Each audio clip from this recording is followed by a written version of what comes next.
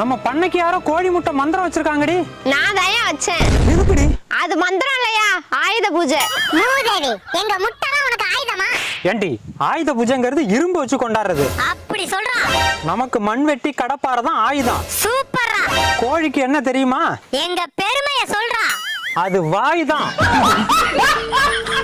அவனை புடிச்ச ஆயுத பூஜை கொண்டாடு. இங்க வாடா. அட பாவி, சுண்டல் போடணும் பார்த்தா எனக்கு பொங்கல் வைக்க பாக்குறியா?